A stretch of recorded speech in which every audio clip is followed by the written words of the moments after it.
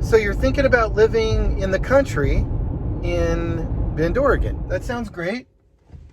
Let me show you what that might look like if you're living in the country in Bend, Oregon. So the road that leads to your house might look like this, and your neighbors might look like this.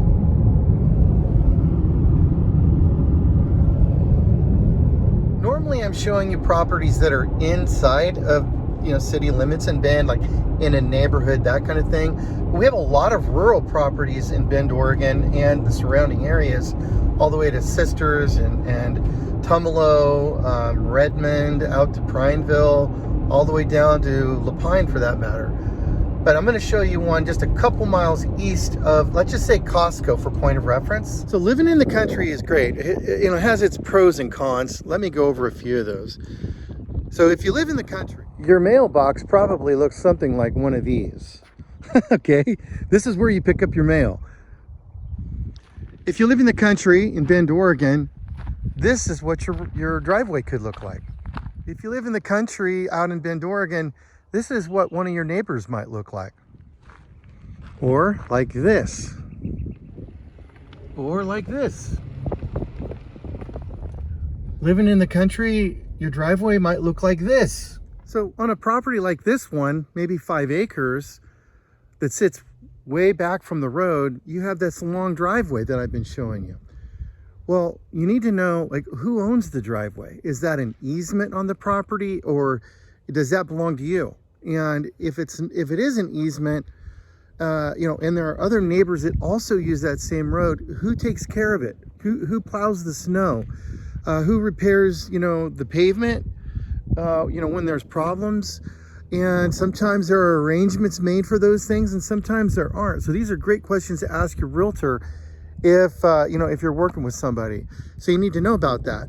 And if it's on you, then you need to know, well, what kind of maintenance has been done so far, if any, and what might the cost be of taking care of it in the future. So keep that in mind. Another cool thing about, being out in the country is you might have space like this.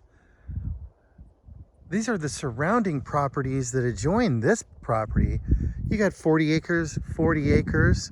Here's the house. You also get room to store stuff, your trailers and your boats and all this stuff. Maybe put a shop out here. You've got space to breathe and to move around. You can't actually see a neighbor in any direction. Now, way over there and way over there. Now, when you live in the country, you got to think about snow removal. You're going to have 2 or 3 months a year. You might have snow. Now, if you live in a neighborhood, you have just a little driveway. But if you live out in the country, who's going to plow your snow? You might need some equipment to do that. You're going to have to manage that on your own, or you're going to have to pay somebody else to do it.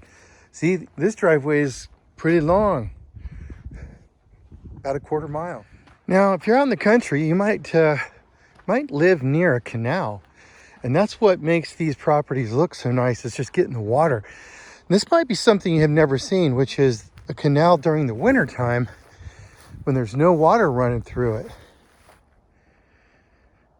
Maybe you've never seen that, but that's what they look like. These are all hand dug. And there's, hundreds of miles of these canals that takes the water from, up in the hills and the mountains and the Deschutes, all the way down, way out into the end of the country. And you definitely want water if you're living in the country. So the water that comes down here runs across a series of little canals onto this property, and they feed it into a little pond, and then they irrigate all of your yard from the pond. So if you live in the country, you might have an irrigation pond like this one. So I was just right up there on the canal. Now I'm down here. This needs to be cleaned out. It's been winter, but we're going into spring, and before too long, this will be perfectly green and gorgeous. So you definitely want irrigation if you're going to live out in the country. Now, if you live in the country, you're probably going to need a pump house because you have a well. That's where your water comes from when you live in the country. And this is a well house. This is kind of a nice well house. It's insulated, it's got heat, you got a little bit of storage and stuff in here, got all your power. And then from here, the water gets pumped up to the house. So if you live in the country in Bend, Oregon, you're gonna probably have one of these, and this is a propane tank. okay? And you can own these or you can lease these, but this is how you probably cook, or maybe you have a gas fireplace in your house and other utilities like probably maybe a gas stove, that kind of thing, for your oven in your kitchen. And so you might use propane. So if you live in the country, you might have one of these. A pressure washer is probably one of your most useful tools, because there's all kinds of dirt, grime, and stuff that happens out here on a property in the country. And you're going to need one of these to keep everything clean, shiny, and you know, just a lot less dust. If you live out in the country, you might need one of these. That is Starlink. If you want internet, Starlink is a great option, but you're probably going to have to go Starlink or some other satellite dish if you want internet out in the country. I think you start to get my my point.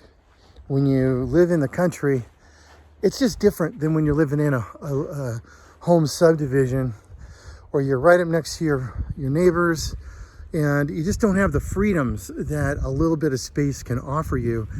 You know, if you're looking for a property like this in Bend, Oregon, around Central Oregon, I'd definitely love to help you find it. Give me a call.